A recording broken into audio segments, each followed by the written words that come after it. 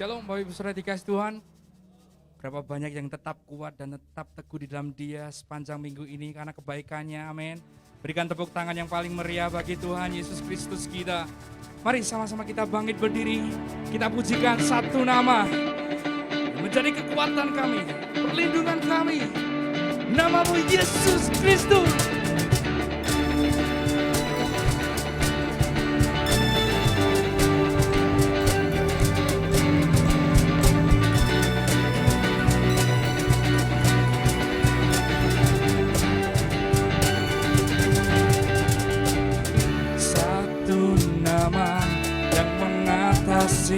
Segala nama,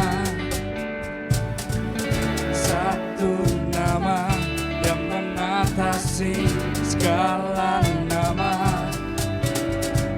Yesus Tuhan, Dia disalibkan untuk gantikanku. Yesus Tuhan yang mati untuk tebus semua dosaku. Hey!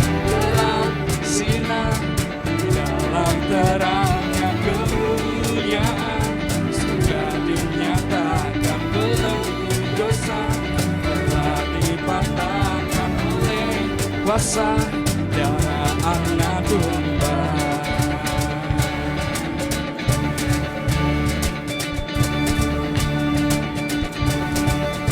Hey!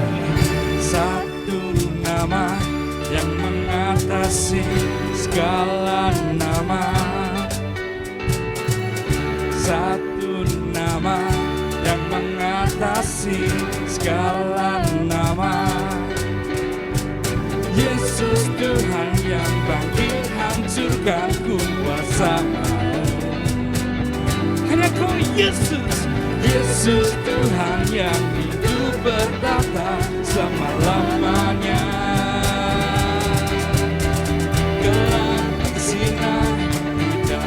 Terangnya kemuliaan sudah dinyatakan belenggu dosa telah dipatahkan oleh kuasa darah Anak Domba. Langit bumi beritakan kemenangan yang terdengar sorak haleluya. Ikatan dunia telah dikalahkan oleh kuasa darah Anak Domba.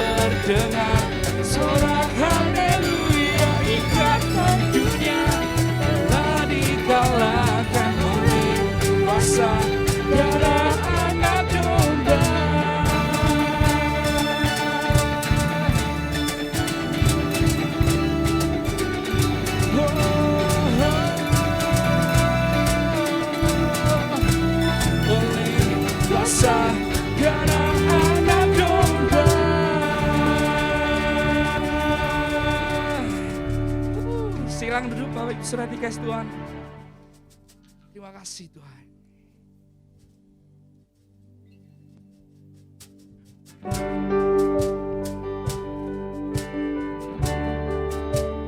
Menjadi harapan kami, Kau yang menjadi sumber kekuatan kami Yesus, tempat perlindungan kami, gunung batu kami Tuhan.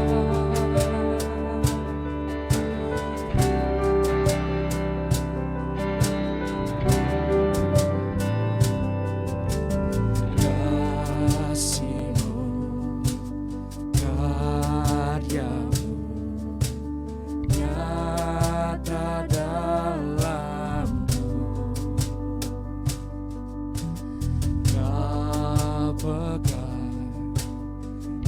hidupku dalam tangan-Mu.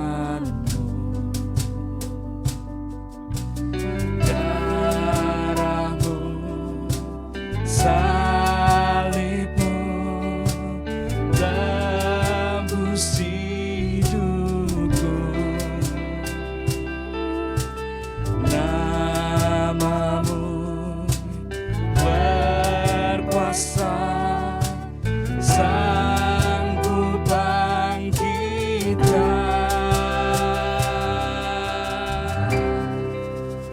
Harapanku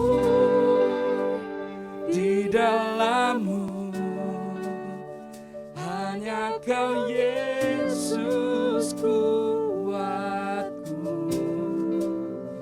Ku percaya ku aman dalam-Mu.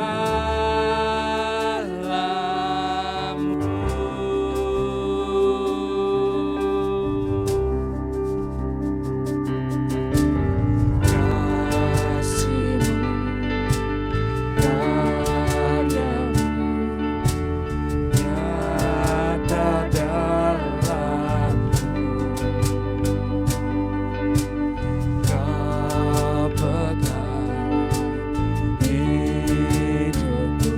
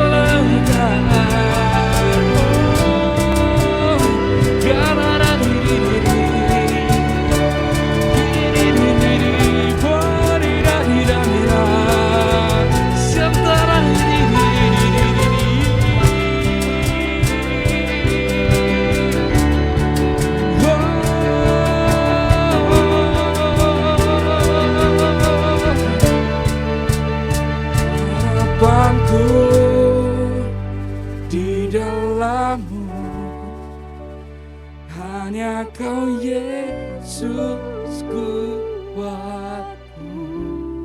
Percaya Tuhan, kami aman di dalam-Mu. Dalam-Mu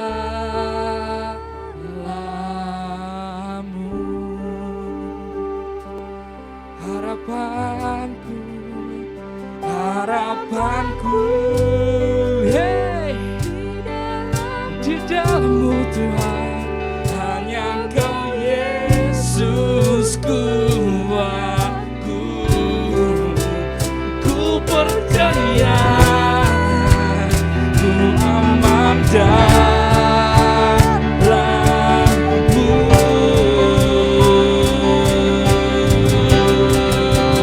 Harapanku di dalam-Mu, hanya Kau Yesus kuatku.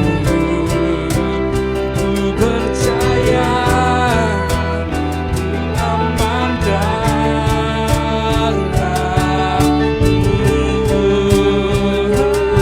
Harapanku, harapanku, yeah, di dalam-Mu, hanya Kau Yesus kuatku. Ku percaya ku aman dalam-Mu.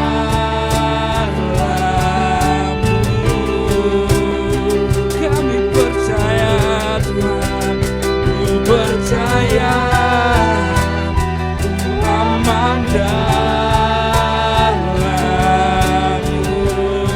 Ku percaya, ku percaya ku aman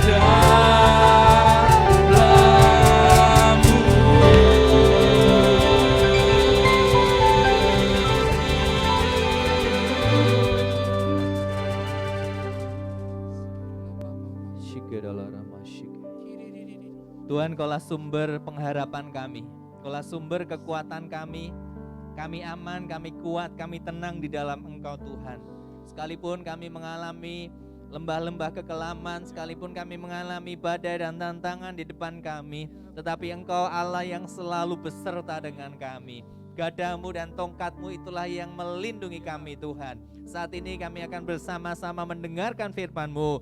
Urapi setiap kami ya Bapa. Berbicaralah kepada kami supaya firman-Mu akan menjadi jawaban buat kami saat ini. Kami percaya Tuhan, firman-Mu tidak akan kembali sia-sia dan kami siap diberkati dengan firman Tuhan. Terpujilah nama Tuhan, dalam nama Tuhan Yesus kami berdoa.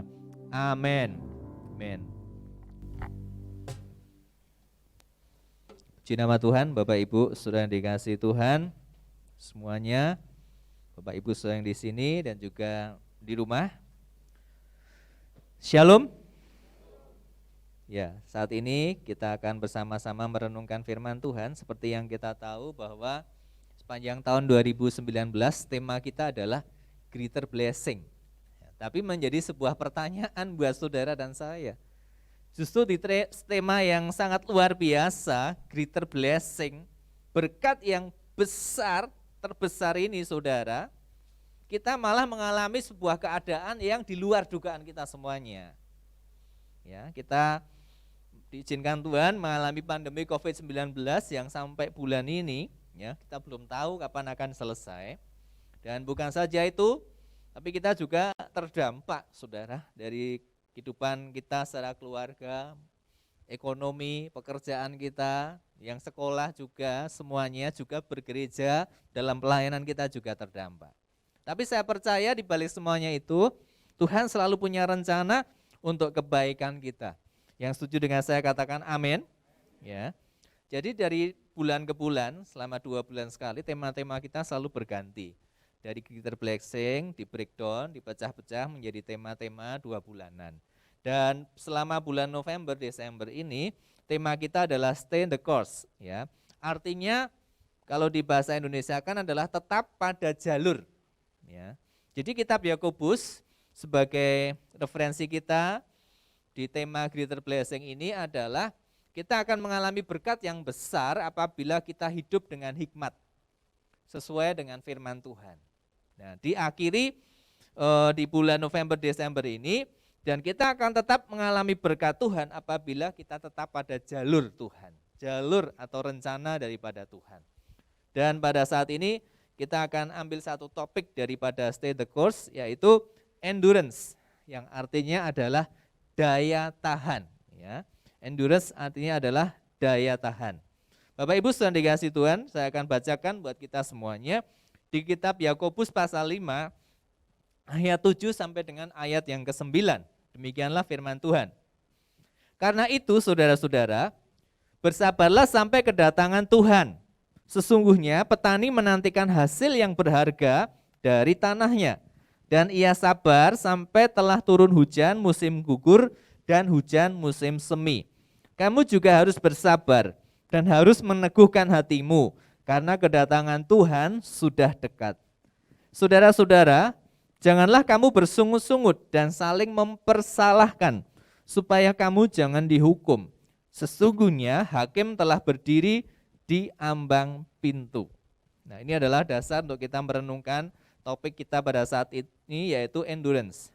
Nah, saudara dikasih Tuhan, kehidupan kita itu diumpamakan seperti seorang pelari yang sedang berlomba, ya, di lintasan lari, saudara. Nah, memang ada batasan di mana seorang pelari tidak boleh menyimpang ke kanan atau ke kiri, ya, menyerobot lintasan orang lain, pasti akan terkena diskualifikasi. Ya. Dalam perlombaan lari ini, setiap atlet membutuhkan yang namanya latihan. Dan ketika ada di dalam perlombaan, dia membutuhkan namanya kekuatan, membutuhkan namanya strategi bagaimana bisa memenangkan perlombaan. Dan juga kerjasama satu dengan yang lain. Dan yang terlebih penting adalah daya tahan atau endurance. Sebab tidak ada artinya seseorang bisa berlari di awal dengan cepat, tapi tidak bisa menyelesaikan garis finish karena daya tahannya menurun atau lemah. Nah, seorang pelari, ya, kita bukan pelari sprint atau pelari jarak pendek. Secara rohani kita adalah pelari jarak jauh, saudara, yang membutuhkan namanya daya tahan dari awal sampai akhir. Ya. Sehingga kita bisa menyelesaikan pertandingan dengan baik. Nah, saudara, dari ayat tersebut, Yakobus 5 ayat 7 sampai 9, saya mendapati ada satu kata yang diulang berulang-ulang, saudara. Disebutkan berulang-ulang. Kata itu adalah sabar. Ya. Nah, saudara, dalam menerjemahkan atau mempelajari Alkitab, kalau sebuah kata itu ditekankan berulang-ulang, berarti itu penting. Dan seringkali menjadi inti atau pesan yang disampaikan. Oleh sebab itu dalam Alkitab LAI, saudara kalau baca Alkitab judulnya itu kan di atas ditulis bersabar dalam penderitaan. Ya. Karena perikop di bawahnya itu banyak kata sabar ditekankan di situ. Nah, sesungguhnya sabar ini merupakan sebuah kualitas supaya kita memiliki daya tahan yang baik. Kalau seseorang itu bisa sabar, maka dia bisa memiliki daya tahan yang baik untuk menghadapi kehidupan ini. Saya mencari arti kesabaran, ya. Kesabaran adalah ketenangan hati dalam menghadapi cobaan. Jadi kalau cobaan datang, masalah datang, hatinya tetap tenang. Tidak kemudian kacau, hatinya tidak bisa berpikir dengan jernih, ya.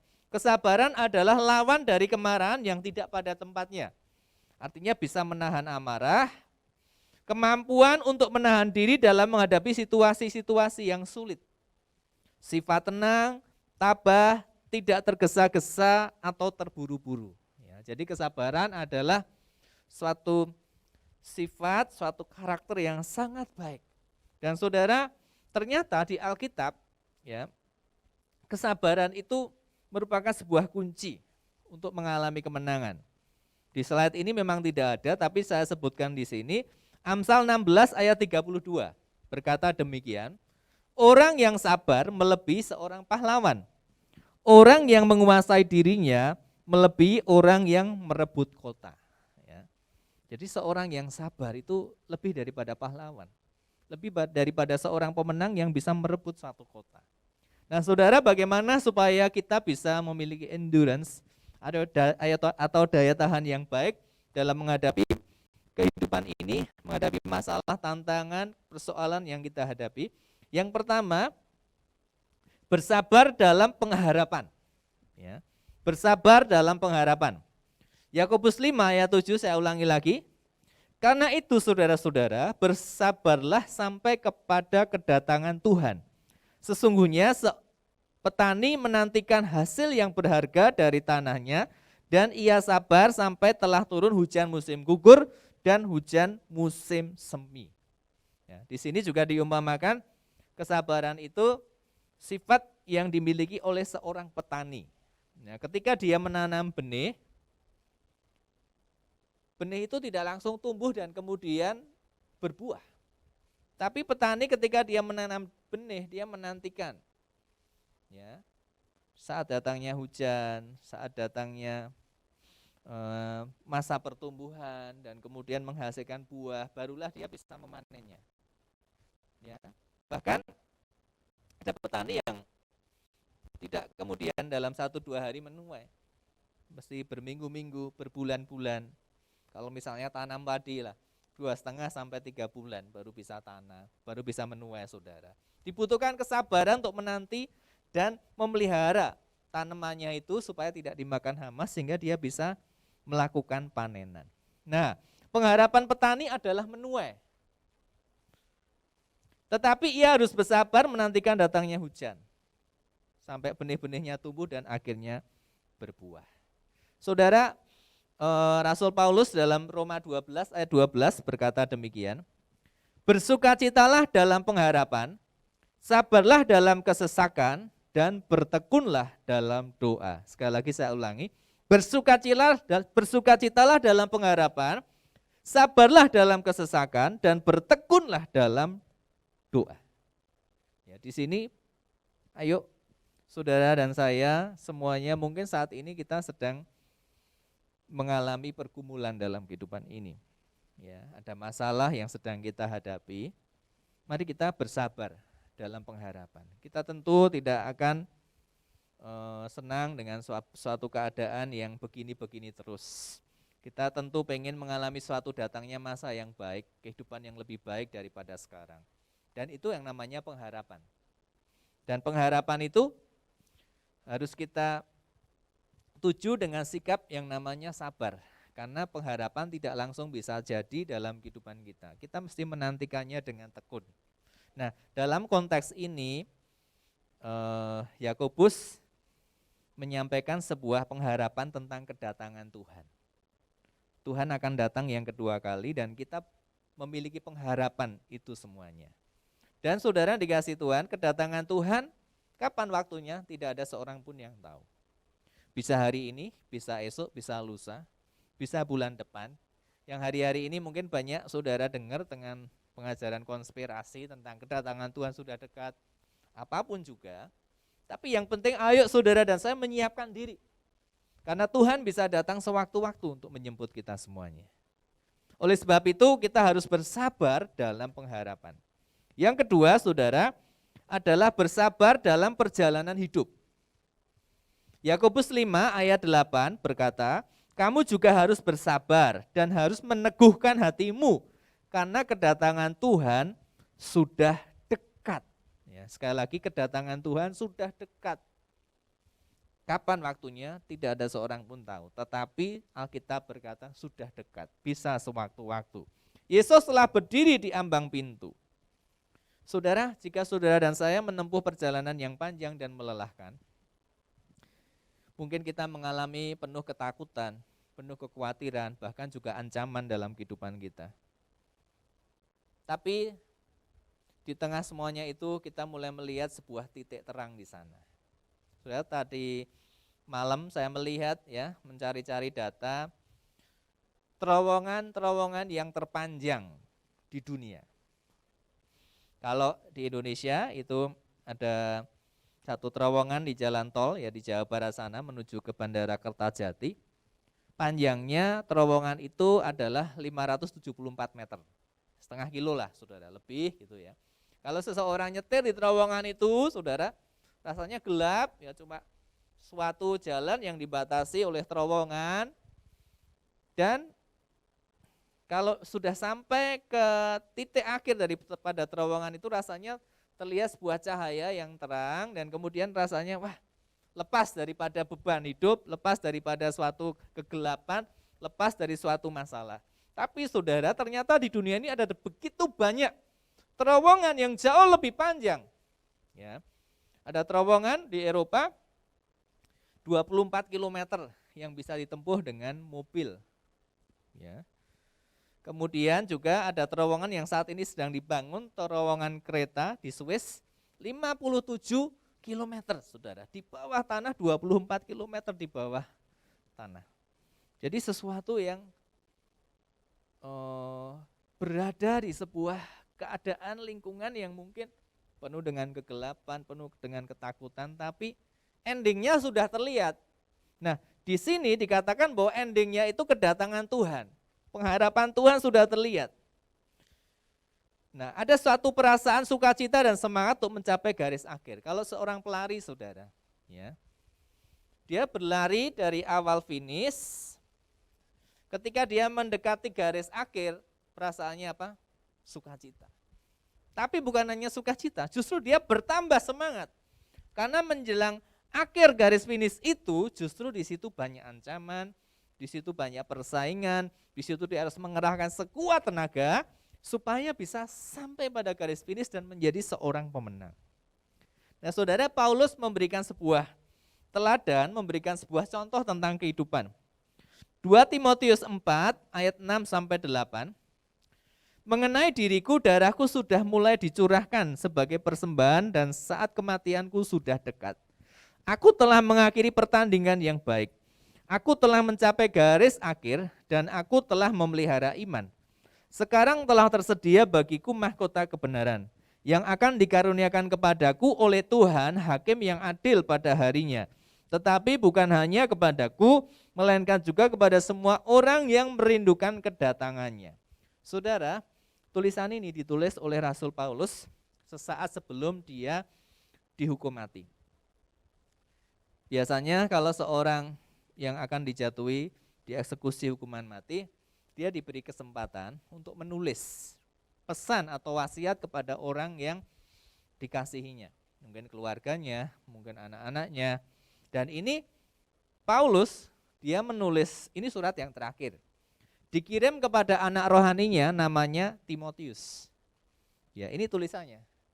Mengenai diriku, darahku sudah mulai dicurahkan sebagai persembahan dan saat kematianku sudah dekat. Tetapi Paulus memberikan sebuah kesaksian yang luar biasa. Dia berkata, aku telah mengakhiri pertandingan yang baik. Aku telah mencapai garis akhir dan aku telah memelihara iman. Sekarang telah tersedia bagiku mahkota kebenaran yang akan dikaruniakan kepadaku oleh Tuhan, hakim yang adil pada harinya. Bukan saja kepadanya, saudara, tapi juga kepada kita semuanya. Jadi ini sebuah kesaksian yang begitu indah. Seseorang yang akhir hidupnya memelihara iman, mengakhiri pertandingan dengan baik, mencapai garis akhir dengan memelihara imannya kepada Tuhan, sehingga tersedia mahkota kehidupan bagi dia. Saudara yang dikasihi Tuhan, saat akhir kehidupan kita tidak ada seorang pun yang tahu. Mungkin seseorang berkata, saya masih muda, umur saya masih panjang. Tapi siapa tahu usia manusia, tidak ada seorang pun yang tahu. Jadi sesuatu yang harus kita lakukan adalah menjaga hidup kita setiap hari. Sehingga pada saat kita dipanggil Tuhan, kita didapati menjadi hamba yang setia, yang layak untuk menerima mahkota kebenaran yang Tuhan karuniakan bagi anak-anaknya. Itu kita harus bersabar dalam perjalanan hidup. Hidup itu tidak mulus. Jadi kalau seseorang berkata, hidup itu ya biasa aja, jalani dengan enjoy. Tapi saya katakan hidup itu tidak mulus. Ada saat-saat kita senang, ada saat-saat kita sedih, ada saat-saat kita mengalami berkat, ada saat-saat kita mengalami kekurangan, ada saat-saat kita sehat, ada saat-saat kita sakit. Tapi saudara, kalau seseorang punya daya tahan yang baik, dia akan bisa melalui semuanya dan menyelesaikan perjalanan hidup sampai pada akhirnya. Yang ketiga adalah bersabar sampai garis akhir. Yakobus 5 ayat 9. Saudara-saudara, janganlah kamu bersungut-sungut dan saling mempersalahkan, supaya kamu jangan dihukum. Sesungguhnya hakim telah berdiri di ambang pintu. Saudara jangan lupa, tantangan dan pencobaan yang paling serius justru saat mendekati garis akhir. Ya, dalam sebuah perlombaan justru di garis akhir itu adalah waktu untuk memacu diri secepat-cepatnya, mengalahkan pesaing-pesaingnya ya, dengan mengerahkan sekuat tenaga. Kisah Musa gagal masuk tanah Kanaan merupakan pelajaran yang sangat berharga. Musa seorang hamba Tuhan, nabi yang dipanggil Tuhan dengan luar biasa. Melalui Musa Tuhan menunjukkan bagaimana Tuhan berkuasa mendatangkan 10 tulah di Mesir, saudara. Berbagai perbuatan Tuhan yang ajaib dilakukan. Melalui Musa, Tuhan membawa bangsa Israel menyeberangi Laut Teberau. Lautnya terbelah jadi 2, bangsa Israel bisa masuk melewati laut itu dan bangsa Mesir yang menyusul, ya, dia bisa terkubur. Ya. Tapi saudara yang dikasihi Tuhan, apa yang terjadi? Saat-saat akhir sebelum Musa sampai ke tanah Kanaan, justru Musa gagal. Penyebabnya karena dia tidak bisa menguasai diri, emosinya meledak-ledak, dan tidak menghargai kekudusan Tuhan ketika bangsa Israel bersungut-sungut kepada Tuhan. Nah, itulah sebabnya kenapa tadi Yakobus berkata, saudara-saudaraku janganlah kamu bersungut-sungut dan saling mempermasalahkan. Ya, jangan bersungut-sungut dan saling mempersalahkan, saudara. Ya, sayang sekali Musa yang luar biasa itu, saudara, akhirnya harus gagal, tidak diizinkan masuk ke tanah Kanaan. Padahal sudah di penghujung akhir, saudara. Jangan bersungut-sungut, saudara. Kalau saudara dan saya mungkin ada dalam satu masalah hubungan yang tidak baik satu dengan yang lain, jangan menyalahkan orang lain dan kita membenarkan diri sendiri. Datanglah pada Tuhan, refleksikan hidup kita. Apa yang kita mesti lakukan? Tanya pada Tuhan. Iblis berusaha mencuri, membunuh dan membinasakan, terutama hubungan antar manusia. Dan yang paling dekat adalah hubungan antar keluarga. Itu selalu menjadi target daripada iblis. Tapi marilah kita saling menjaga supaya kita tidak mengalami penghukuman dari Tuhan. Supaya kita tidak mengalami kehilangan sukacita dan damai sejahtera. Fokuslah menyiapkan diri untuk berjumpa dengan Yesus di garis akhir. Jadi saudara, kalau kita seorang pelari sudah mendekati garis akhir, hakim yang adil, Tuhan Yesus itu berdiri di garis finish. Dia akan menyambut saudara dan saya sebagai seorang pemenang dan mengaruniakan mahkota kehidupan, mahkota kebenaran kepada saudara dan saya. Nah, saudara, di ending daripada topik ini saya ingin menambahkan sebuah kisah yang luar biasa. Ya. Ada seorang hamba Tuhan yang besar, penginjil yang luar biasa, namanya adalah Billy Graham. Kita tentu pernah mendengar namanya Billy Graham, saudara. Seorang penginjil yang luar biasa yang dipanggil Tuhan di tahun 2018 kemarin. Di usia 99 tahun, saudara. Billy Graham adalah penginjil yang memenangkan jutaan orang di seluruh dunia. Memiliki lembaga misi yang luar biasa berpengaruh, bahkan Billy Graham menjadi penasehat rohani daripada Amerika. Ya. Dari Presiden Truman sampai Donald Trump menjadikan Billy Graham ini sebagai penasehat rohani. Ya, untuk mendoakan, memberi nasihat-nasihat tentang pemerintahan dan juga tentang Amerika. Billy Graham memang dipakai Tuhan dengan luar biasa dan kita pun mengenal dia sebagai penginjil yang hebat. Namun tidak banyak dari kita yang tahu bahwa di balik Billy Graham itu ada seseorang yang amat sangat berjasa dalam kehidupan Billy Graham. Siapakah orang itu? Orang itu adalah orang yang sederhana. Namun dia mau dipakai Tuhan untuk melakukan pekerjaannya sehingga bisa membawa Billy yang masih remaja kepada Kristus. Siapa orang itu? Namanya adalah Albert McMakin. Saya coba cari di Google. Nama Albert McMakin ini tidak ada fotonya. Tidak ada gambarnya. Itu membuktikan bahwa seseorang yang bisa dipakai Tuhan bukan hanya Billy Graham, tapi juga orang biasa yang tidak terkenal, yang tidak dianggap tetapi punya jasa yang besar. Apa jasa daripada Albert McMakin? Dia adalah seorang upahan yang bekerja di lahan pertanian milik ayah Billy. Kala itu ayah Billy memiliki usaha peternakan dan pengelolaannya dipercayakan kepada pegawai-pegawainya. Dan Albert McMakin itu adalah seorang pegawai di antara banyak pegawai yang bekerja di lahan peternakannya ayahnya Billy Graham. Pada waktu itu Albert McMakin ini saudara, dia bertobat, terima Tuhan Yesus, mengenal Kristus secara pribadi dan semangatnya berkobar-kobar untuk membawa orang-orang datang kepada Kristus. Satu ketika di kota mereka, ada seorang penginjil keliling yang rutin datang, saudara, untuk berkhotbah dan memberitakan Injil di situ. Albert sering mengajak tetangga dan teman-temannya untuk datang dan mendengarkan khotbah daripada penginjil itu. Beberapa dari mereka diajak akhirnya menerima Kristus, saudara. Hari-hari berjalan sehingga suatu hari Albert ingat kepada Billy, anak dari sang majikan yang belum percaya kepada Yesus. Saat itu Billy adalah remaja yang nakal, suka minum-minum, dan tidak peduli kepada hal-hal yang rohani.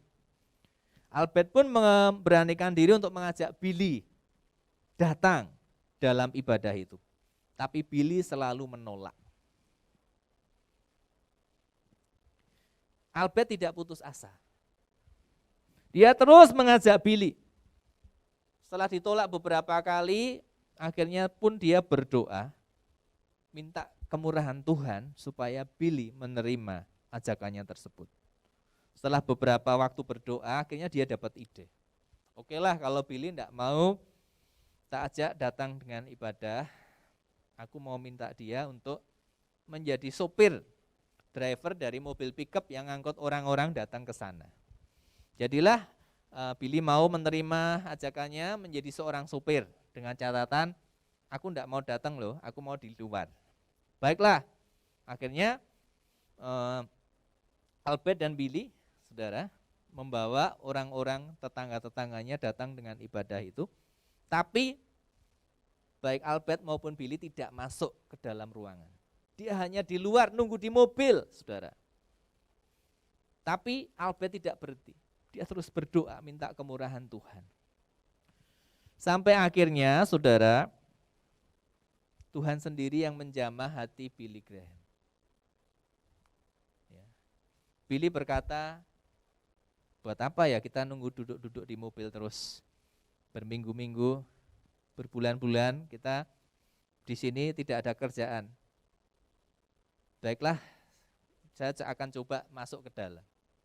Pada saat Billy Graham masuk dalam ruangan ibadah untuk pertama kalinya, ternyata Tuhan berbicara kepada Billy Graham secara kuat. Dan kemudian ketika tantangan disampaikan, Billy Graham maju ke depan, saudara, karena ini bukan yang ribuan orang. Di bagian kisah lain, saudara, dikatakan bahwa tidak ada orang yang menerima tantangan itu berbondong-bondong maju ke depan, tidak ada. Tapi ternyata hanya Billy Graham seorang diri yang maju ke depan. Dan akhirnya Billy Graham bertobat, sungguh-sungguh mengikut Tuhan dan melayani Tuhan, dan tidak hanya berhenti di situ. Tapi dia menyerahkan hidupnya sebagai seorang penginjil. Itu terjadi tahun 1934. Dan dunia mencatat sampai hari ini, tidak ada penginjil yang begitu luar biasa seperti Billy Graham yang sampai akhir hidupnya, usia 99 tahun tetap menginjil keliling dunia. Saudara yang dikasihi Tuhan, kita harus belajar dari kegigihan, daya tahan, ketekunan, kesabaran yang dimiliki oleh Albert McMakin ini. Sekalipun dia orang biasa, tidak dicatat, tidak ditulis fotonya, tidak tahu seperti apa orangnya. Dia hanya seorang karyawan biasa. Tapi dengan sungguh-sungguh memiliki daya tahan yang kuat untuk menginjili, membawa Billy Graham kepada Tuhan. Akhirnya saudara, dia berhasil. Sekalipun Albert McMakin orang biasa, tapi di tangan Tuhan dia bisa dipakai oleh Tuhan membawa Billy Graham bertobat dan menjadi alat Tuhan yang luar biasa. Saudara yang dikasihi Tuhan, mari kita belajar bersama-sama. Dalam kehidupan ini dibutuhkan yang namanya daya tahan. Seorang pelari tidak hanya dibutuhkan kecepatannya, tidak hanya dibutuhkan kekuatannya, tidak hanya dibutuhkan strategi atau kemampuan dalam meraih satu prestasi, tapi dibutuhkan yang namanya daya tahan, yaitu kesungguhan untuk menyelesaikan perjuangannya, perlombaannya dari awal hingga sampai akhirnya. Dan hari ini kita semuanya sedang di tengah-tengah perlombaan. Tuhan tidak ingin kita gagal di tengah jalan. Tuhan tidak ingin kita tidak bisa sampai garis finish. Karena kan di tengah perjalanan mungkin kita meninggalkan Tuhan. Di tengah perjalanan mungkin kita merasa lelah dan berkata, tidak ada artinya saya berharap sama Tuhan. Di tengah perjalanan mungkin kita berkata, buat apa saya berdoa? Doa saya juga belum dijawab oleh Tuhan. Buat apa saya memperjuangkan ini? Belum ada perkembangan sampai hari ini. Saudara, mari kita belajar. Yang namanya daya tahan itu selesai sampai pada akhir. Dan nama Tuhan dipermuliakan dalam kehidupan kita. Biarlah kita stay in the course, tetap pada jalur, dan kita memiliki daya tahan yang baik.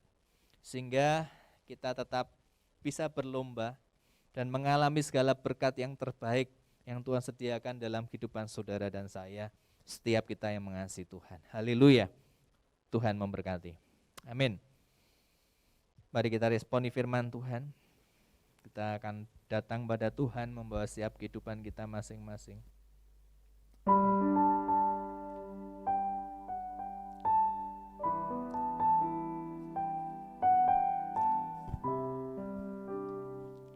Saya mengajak semuanya bisa bangkit berdiri.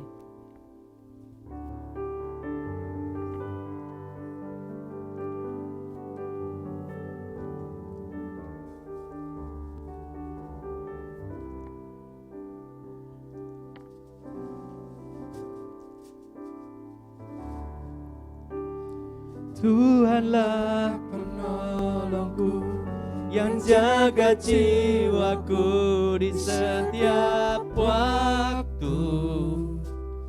Ku tidak takut, Kau tahu semua yang terjadi.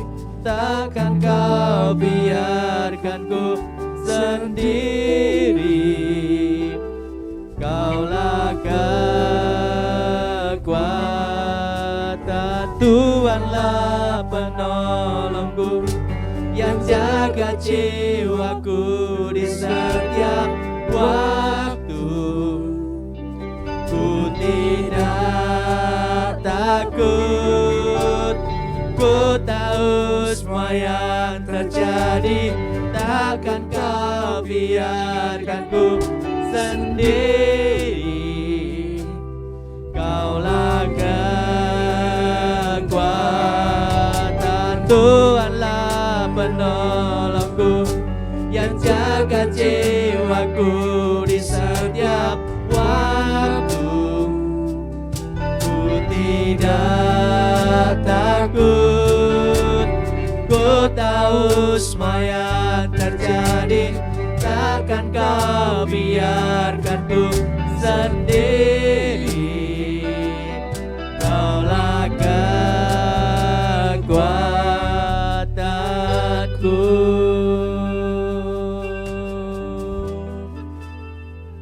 Saudara dikasih Tuhan, firman Tuhan hari ini berbicara tentang daya tahan,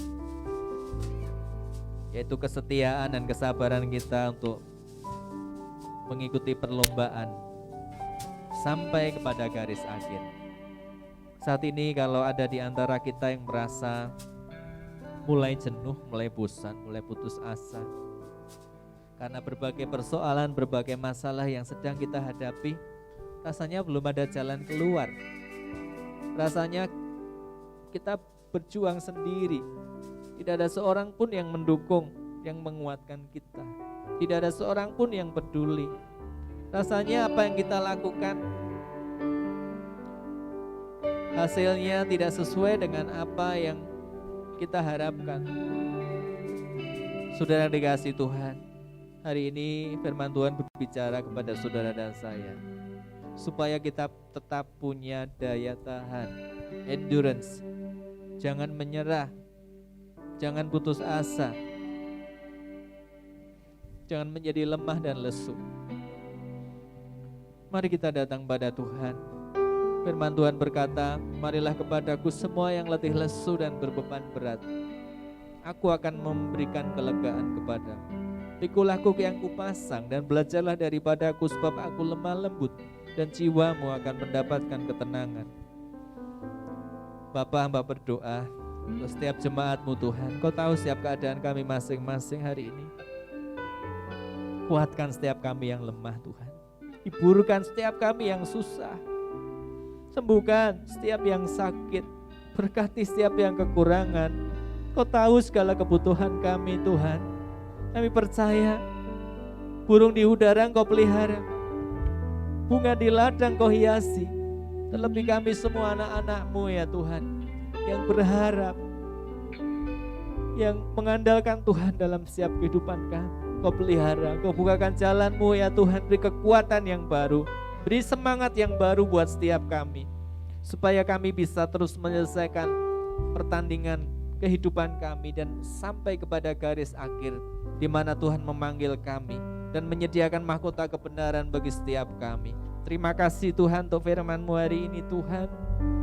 Kami mengucap syukur. Terima kasih Bapa. Di dalam nama Tuhan Yesus kami telah berdoa. Haleluya. Amin. Silakan duduk Bapak Ibu Saudara semuanya. Kita akan menyiapkan diri untuk membawa persembahan kita pada Tuhan. Bagi yang mengikuti ibadah onsite bisa memberikan persembahan, masukkan di kotak yang disediakan. Yang mengikuti ibadah online bisa melakukan persembahan melalui transfer ke rekening. Mari kita akan berdoa. Bapa di surga, kami bersyukur untuk firman-Mu, kami bersyukur untuk berkat-berkat-Mu ya Tuhan. Saatnya kami akan mengucap syukur melalui persembahan kami. Kau memberkati apa yang kami bawa ke rumah Tuhan, persembahan syukur kami, persepuluhan, maupun juga persembahan untuk pembangunan rumah-Mu Tuhan. Kami percaya Kau adalah Tuhan yang setia. Ketika kami dengan rendah hati, dengan setia menabur, kami percaya apa yang kami lakukan tidak pernah sia-sia. Karena Tuhan yang akan membukakan pintu-pintu berkat. Tuhan akan memelihara setiap kehidupan kami lebih dari yang kami pikirkan dan kami doakan. Terima kasih Tuhan Yesus. Kami mengucap syukur. Dalam nama Tuhan Yesus kami berdoa. Amin. Haleluya, kita akan mengakhiri ibadah kita. Mari kita akan berbangkit berdiri dan mengangkat tangan kita kepada Tuhan untuk menerima berkat Tuhan. Percayalah dan imani setiap firman Tuhan mengenai berkat ini akan terjadi di setiap kehidupan kita. Saudara-saudara yang dikasihi oleh Tuhan kita Yesus Kristus, firman Tuhan berkata, Tuhan Allah memberkati engkau dan melindungi engkau. Tuhan Allah menyinari engkau dengan wajah-Nya dan memberi engkau kasih karunia. Tuhan Allah menghadapkan wajah-Nya kepadamu dan memberi engkau damai sejahtera. Jika engkau mendengarkan suara Tuhan Allahmu dan melakukan dengan setia segala perintah-Nya disampaikannya kepadamu pada hari ini, maka Tuhan Allahmu akan mengangkat engkau di atas segala bangsa di bumi. Diberkatilah engkau pada waktu masuk dan diberkatilah engkau pada waktu keluar. Tuhan akan mengalahkan segala musuh-musuhmu, segala masalah maupun segala tantanganmu, dan menjadikan kau lebih daripada pemenang. Tuhan memberkati lumbung-lumbungmu. Tuhan memberkati segala usaha dan pekerjaanmu. Tuhan memberkati studi dan juga masa depanmu. Tuhan Allah akan jadikan kau menjadi kepala dan bukan jadi ekor. Engkau akan tetap naik dan bukan turun. Diberkatilah keluargamu serta hubunganmu dengan mereka. Rumahmu diberi dengan sukacita. dengan kekudusan, dengan iman, pengharapan, dan kasih, dan kuasa Roh Kudus menyertai engkau dari sekarang sampai selama-lamanya. Di dalam berkat nama Tuhan Yesus, semua yang percaya berkata, amin. Segala puji, segala hormat bagi Yesus, keselamatanku, kemegahan dan keagungan bagi Yesus Rajaku. Segala puji, segala puji, segala hormat bagi Yesus, keselamatanku, kemegahan dan keagungan bagi Yesus Rajaku. Bagi Yesus Rajaku.